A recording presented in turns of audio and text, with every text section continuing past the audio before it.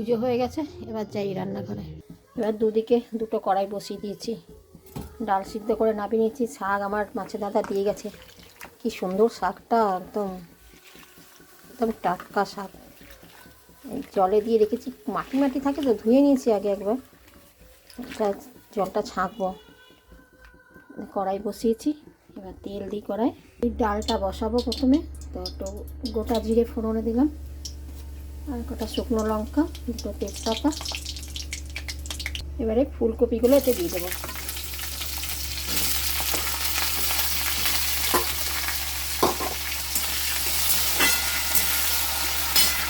এবারে একটু নুন হলুদ সব দেবো পরিমাণ মতো।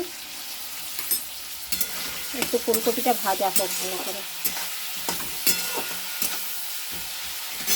এদিকে যতক্ষণ ফুলকপিটা ভাজা হোক, আমি এদিকে মুলো শাকটা ভাজবো। মুলো শাকে না সর্ষে ফোড়ন দেবো, একটুখানি সর্ষে আর একটা শুকনো লঙ্কা। এইবারে ওই শাকটা দিয়ে দিলাম, ওটা একটাই আলু দিয়েছিলাম ছোটো মতো। এবার এর মধ্যে একটুখানি আদা বাটা না, একটুখানি স্যাপনারে ঘষে দিতে, দুটো কাঁচা লঙ্কা দিলাম। এটাকে একটুখানি ভালো করে একটুখানি আদাটা কষে নিই। অল্প একটুখানি দেবেন জিরে গুঁড়ো, আর মিষ্টির জন্য দেবো একটু গুড়ের পাউডার। এটা ডালটা না একটু মিষ্টি মিষ্টি হবে, ডালটা খেতে খুব ভালো লাগে, ভাত রুটি সব কিছুর সঙ্গেই খাওয়া যায়। এটা একটু কষে নিই ভালো করে, তারপরে শাকটা এতে দেবো। হয়ে গেছে কষা, এবারে শাকটা দিয়ে দেবো। হ্যাঁ,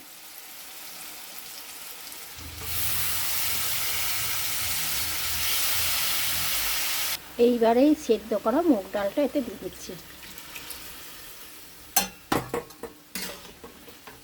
এবার নুন মিষ্টি সব একটুখানি দেখে নেব, দেখে নিয়ে একটু হলুদ লাগবে,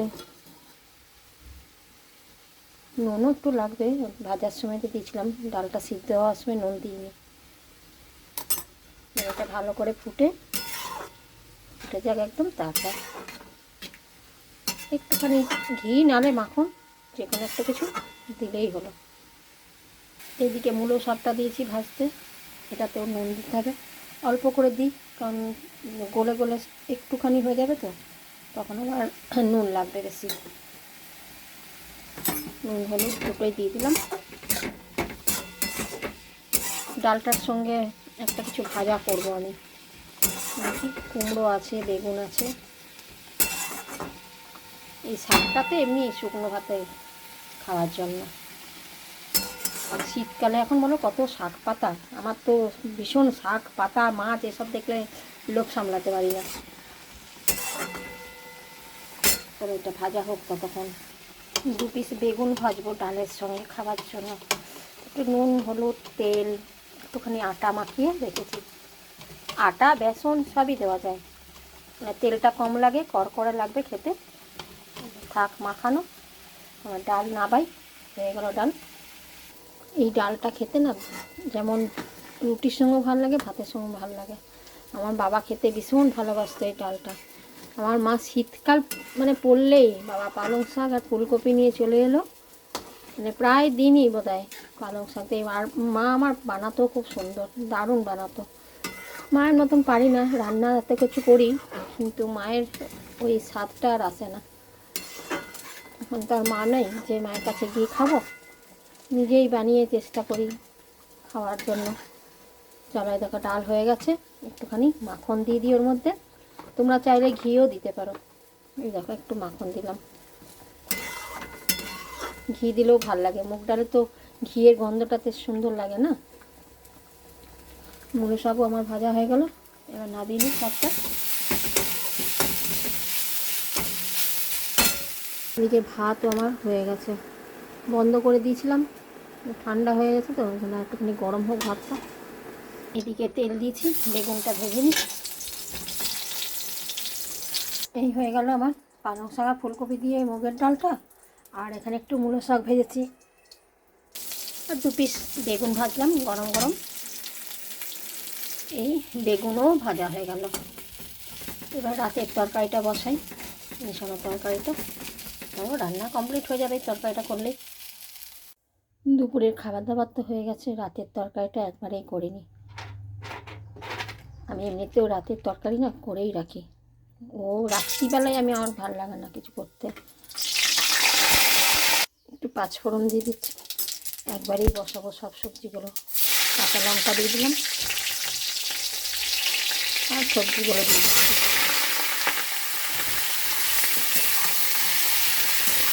কুমড়োটা এনেছিল না, কাঁচা কুমড়ো, নিশ্চয়ই মিষ্টিই হবে বোধহয় কুমড়োটা।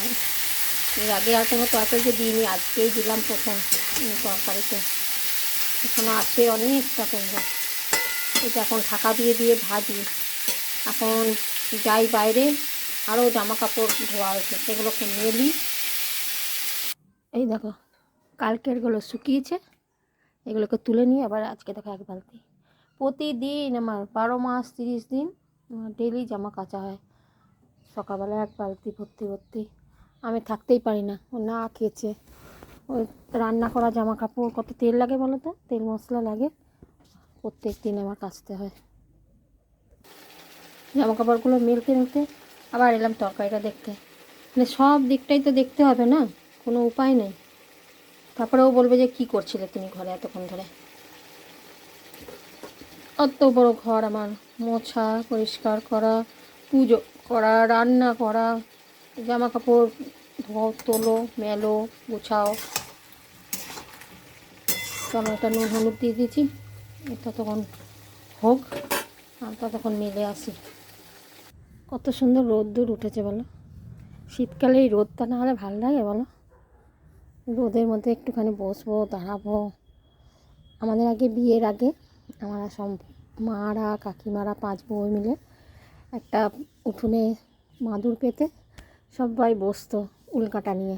কেউ উলকাটা, আমার মা তো কুরুশের কাজ করতো, আমার কাকিমা আসন সেলাই করতো।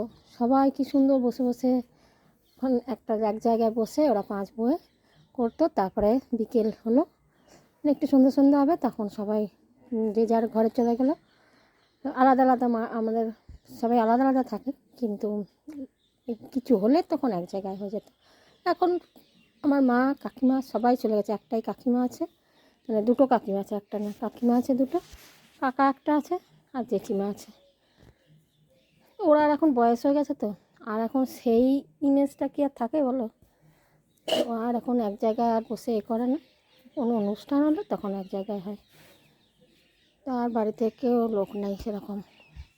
সেই এই রোদ্দুর দেখলে সেই পুরোনো কথা মনে পড়ে, কী সুন্দর ওরা রোদে বসে বসে মুড়ি মাখা খেত, চা। তারপরে একটু সন্ধে হলো, তারপরে একজন গেল চা বানাতে। চলো আমি এবার আমার তরকারিটার কী অবস্থা হচ্ছে দেখি। অনেকক্ষণ রোদে দাঁড়ালাম, ভাজতে ভাজতে পুরো সব গলে গেল সবজিটা। সামান্য একটুখানি জল দেবো ব্যাস। এই শীতকালে নানা রকম সবজি খেতে বেশ মজা বলো, কত রকম সবজি। আর গরমকালে সেই এক পটল, ঝিঙে, ভিন্ডি, বাবারে বাবা। একটু মিষ্টি দিয়ে দিলাম, মিশানো তরকারি একটু মিষ্টি নাহলে আমার তো মনে হচ্ছে কুমড়োটা, দেখি কুমড়োটা মিষ্টি আছে, অল্পই দিলাম। দেখি হয়ে গেছে, হয়ে যায়, জলটা একটুখানি শুকিয়ে যায়, তারপরে নামিয়ে দেবো। দেখো তরকারি সব গলে ঘ্যাঁট হয়ে গেছে, বড়ি সিদ্ধই হয় না। আমি যেখান থেকে বড়ি আনি, মানে বড়ি পাঁপড় দশকর্মার দোকানে পাওয়া যায়, মানে মানে ঠাকুরের জিনিস আনি, সেখান থেকে নিয়ে আসি বড়ি টড়ি। তো এইবার ওইখান থেকে নিয়ে আসা হয়নি, বাজারে যেখানে মুদিখানার জিনিস আমাদের নেওয়া হয় ওর দোকান থেকে, বলে খুব ভালো বড়ি, খুব ভালো। বাবারে এত ভালো বড়িতে সেদ্ধই হয় না বাবা। নাবিতি হয়ে গেল আমার তরকারি পাতি। দুপুরে রান্না হয়ে গেছে, এটা রাতের। এই আমার হয়ে গেল রাতের মিক্সড ভেজ। কেমন হয়েছে বলো সব রান্নাগুলোই। দুপুরের তো যে করলাম ফুলকপি পালং শাক দিয়ে মুগ ডাল, রেসিপিগুলো সব দিয়ে দিয়েছি একসঙ্গেই, তোমরা দেখে নিও। আর বেগুন ভাজলাম 2 পিস, আর মূলো শাক আলু দিয়ে ভাজা করলাম। তো আমার রান্নাবান্না সব কেমন হলো তোমরা একটু বলো, ছোটো ছোটো কমেন্টগুলো করো।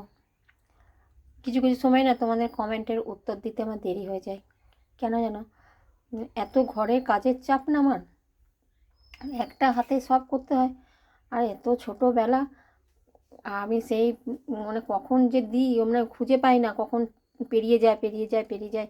আমাকে এত তোমরা কমেন্ট করো, তো ভালো ভালো কমেন্ট করো, কিন্তু আমি খুঁজেই পাই না। লাস্টে আমি আমার প্রোফাইলে গিয়ে ওখান থেকে খুঁজে বার করি তোমরা কে কে কমেন্ট করছো, সব কমেন্টের উত্তর দেওয়ার জন্য। ঠিক আছে, চলো তবে রাখি, টাটা। সবাই ভালো থেকো, সুস্থ থেকো, আবার দেখা হবে অন্য কোনো ভিডিওতে। আর আমার ভিডিও লাইক কমেন্ট শেয়ার করে দিই একটুখানি ভালো লাগলে। সবাই ভালো থেকো।